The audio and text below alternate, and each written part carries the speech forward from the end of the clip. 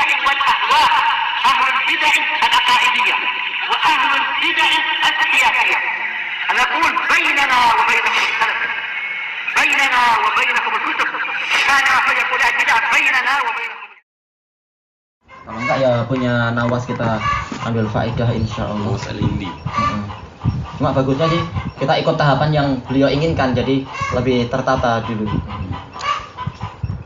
Baik, bismillahirrahmanirrahim. Qala al-Imam an-Nawawi rahimahullahu taala al-haditsus sadisa asyar. Hadis yang ke-16 An Abi Musa al-Asy'ari radhiyallahu anhu. Siapa Abu Musa ini ya? Abu Musa al-Asy'ari. Siapa ya namanya? Ya Abdullah bin Qais. Baik, al-Asy'ari yaitu dari Asy'ariyah yaitu di Yaman. Qala Rasulullah sallallahu alaihi wasallam, man shallal bardaini dakhalal jannah. Barang siapa salat di dua waktu yang sejuk, maka dia akan masuk surga. Muttafaqun alaih. Qal al-bardaini as-subhu wal asr, yaitu di waktu subuh dan di waktu asar. Baik. Di sini menunjukkan apa? Bahwa polanya adalah pola syarat dengan masyrutnya. Berarti dia memiliki mafhum mukhalafah. Barang siapa tidak sholat di dua waktu itu, maka dia tidak akan masuk surga. Memang orang yang meninggalkan sholat kalau secara keseluruhan tentunya, maka dia adalah apa? Maka dia adalah kafir, meninggalkan Abu Turab. Bukan meninggalkan Abu Turab, coba tangan maksudnya. Yaitu apa? Meninggalkan sholat secara total itu adalah dia kafir. Karena Rasulullah mengatakan apa itu? Bainar rajuli wa baina asyirki wal kufri as-shalah, faman tarakaha faqad kafar. Antara seseorang dengan kesyirikan dan kekufuran adalah sholat. Yaitu apa? Selama dia itu masih sholat, maka dia terbatasi antara kesyirikan dan kekufuran. Kalau dia sudah tidak sholat, maka dia tidak ada batas lagi dengan kesyirikan dan kekufuran. Maka Rasulullah mengatakan barang siapa meninggalkan sholat, maka dia kafir. Dan secara khusus, disebutkan secara khusus adalah apa? Adalah sholat asar. Rasulullah mengatakan apa? Di Sahih Bukhari itu, man taraka sholatal asar hubita amaluh. Barang siapa meninggalkan sholat asar, maka amalannya itu gugur. Apakah ini seluruh amalannya gugur dan dia kafir? Dijelaskan oleh Imam Ibnul Qayyim di dalam kitab beliau As-Shalah wa Hukmu Tarikiha, gugur untuk hari itu. Yaitu apa? Bahwasanya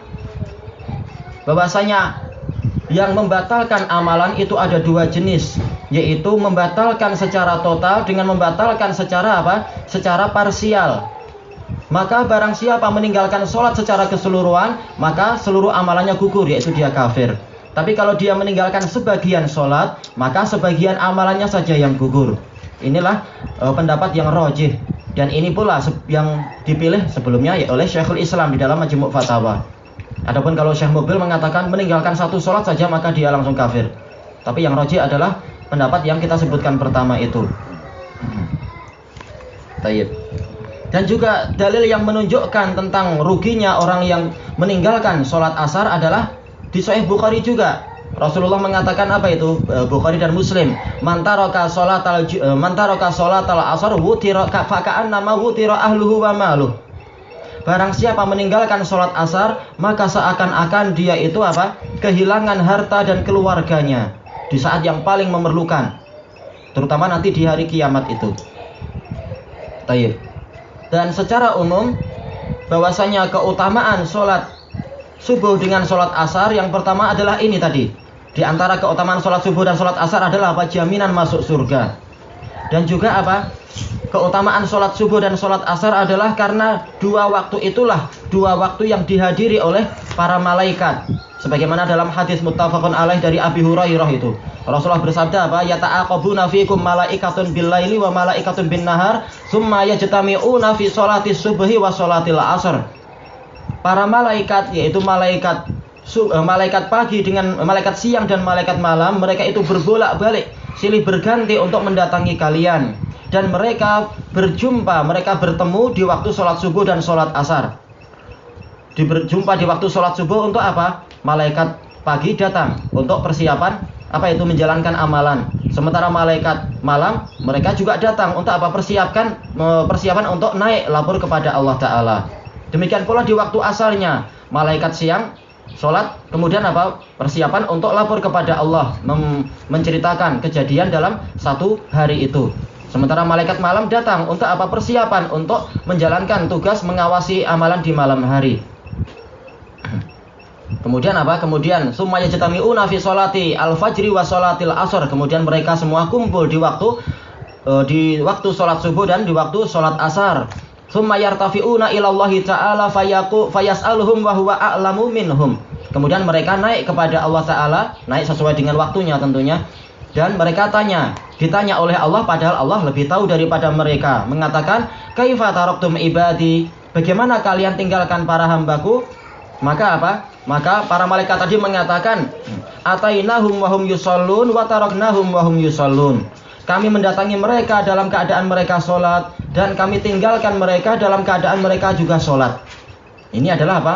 Hikmahnya adalah untuk memperbanyak saksi untuk kita di hari kiamat nanti. Bahwasanya kita adalah hamba yang taat ketika dipanggil dan seterusnya dan seterusnya. Dan juga apa? Di dalam hadis Jarir muttafaqun alaih, Rasulullah bersabda, apa itu? Innakum satarawna rabbakum yaumal qiyamah kama tarawna asy-syamsa laisa dunaha sahab wa kama tarawna al-qamar laisa dunahu sahab. Lailatul badr laisa dunahu sahab. Sesungguhnya kalian akan melihat Rabb kalian di hari kiamat nanti seperti kalian melihat matahari yang tidak ada di bawahnya itu awan, benar-benar kita melihat. Atau seperti kalian melihat bulan purnama yang tidak ada di bawahnya itu awan, tidak ada penghalangnya. Kemudian seterusnya dan seterusnya sampai Rasulullah mengatakan, "Famanistata'a minkum alla yughlaba alaihi anis sholati qabla tulu'is syamsi wa qabla ghurubiha falyaf'al." Maka barang siapa dari kalian mampu untuk tidak sampai terkalahkan dari yaitu sholat sebelum terbitnya matahari dan sebelum terbenamnya matahari, hendaknya dia kerjakan. Ini menunjukkan bahwasanya orang yang paling beruntung melihat wajah Allah adalah orang yang paling menjaga sholat subuh dan sholat asar. Baik, ini semua dalil yang menunjukkan apa? Baru sebagian dalil yang menunjukkan keutamaan sholat subuh dengan sholat asar. Makanya para ulama berselisih pendapat mana yang lebih utama, sholat subuh ataukah sholat asar. Jelas yang paling utama adalah apa? Sholat asar. Kenapa? Karena Allah Ta'ala telah berfirman, hafidhu ala sholawat was sholatil wusta. Jagalah seluruh sholat. Kemudian Allah Ta'ala mengkhususkan, karena atful khas alal am adalah yadulu ala al-ihtimam, yaitu apa? Sholat wusta disebutkan secara khusus, menunjukkan apa? Ini adalah menunjukkan akan perhatian yang lebih, yaitu apa? Jagalah seluruh sholat dan jagalah sholat yang terbaik. Al-wusta artinya adalah yang terbaik, yaitu apa? Sholatul asar. Dari mana kita tahu ini sholatul asar? Dalam hadis yang diriwayatkan oleh Imam Muslim dari Ali bin Abi Thalib, yaitu apa? Hubisan Nabi SAW wal muslimun yaumal khandaq anis sholah. Nabi SAW dan kaum muslimin tertahan dari sholat pada waktu apa? Pada waktu perang Khandaq. Hatta taghrubas syams, sampai matahari itu terbenam. Faqala Rasulullah SAW, mana'una anis sholatil wusta sholatil asar.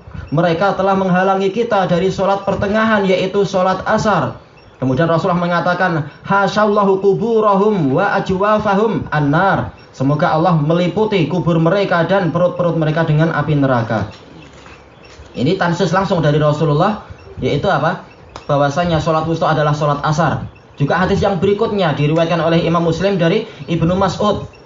Lafadznya hampir sama, hubisan nabiyyu wal mu'minuna yaumal khandaq anis sholah hatta ihmaratis syams. Rasulullah SAW dan kaum mukminin tertahan dari sholat pada waktu perang Khandaq sampai matahari itu memerah.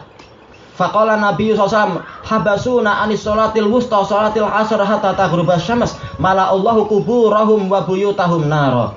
Mereka telah menghalangi kita dari sholat wusta, yaitu sholat asar, sampai matahari terbenam. Semoga Allah memenuhi rumah-rumah mereka dan kubur mereka dengan api. Ini menunjukkan bahwasanya pendapat yang rajih, sholat wusta adalah sholat asar. Ini menunjukkan tentang memang sholat asar ini keutamaannya banyak. Dan termasuk keutamaan sholat subuh adalah apa? Rasulullah SAW mengatakan, man sholla as-subuh fa innahu fi dhimmatillah fala yatlubanna Allah taala ahadakum min dimmatihi. Sesungguhnya barang siapa sholat subuh, maka dia itu berada di dalam jaminan Allah Ta'ala. Maka jangan sampai ada orang yang dituntut oleh Allah atas jaminannya. Kita sudah dijamin, maksudnya Allah sudah menjamin si fulan untuk dijaga keselamatannya karena dia rajin sholat subuh. Ternyata kita mendolimi dia, maka boleh jadi nanti di hari kiamat kita akan berhadapan dengan Allah, yaitu Allah akan menuntut kita dengan masalah itu.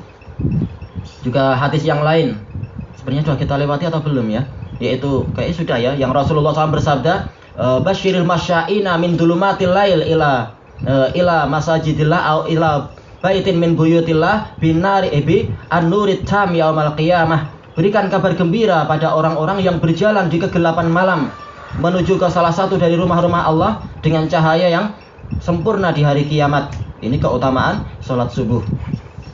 Walaupun tentunya sholat isya juga masuk di situ. Kemudian di sini Rasulullah menggambarkan sholat subuh dengan sholat asar adalah dengan barat, yaitu cuaca yang dingin. Kenapa? Karena memang kalau sholat subuh ma'ruf karena dia adalah apa? Menjelang pagi ini adalah masa yang paling sejuk. Orang biasanya walaupun dipanggil oleh muadzin dengan suara keras, apa itu? Enak dia di bawah selimut dia itu. Oh sayanglah. Nah, siapa yang merasa? Bangun nanti habis itu nggak apalah tidur lagi kalau ingin tidur lagi. Tapi paling nggak sudah jalan-jalan, sudah apa olahraga sedikit badannya, jangan langsung tidur. Demikian pula apa sholat asar dikatakan bardain, walaupun terkadang kita masih merasa panas ketika terkena cahaya, tapi secara umum dia lebih sejuk daripada waktu zuhurnya. Tayyib ilahuna wallahu a'lam.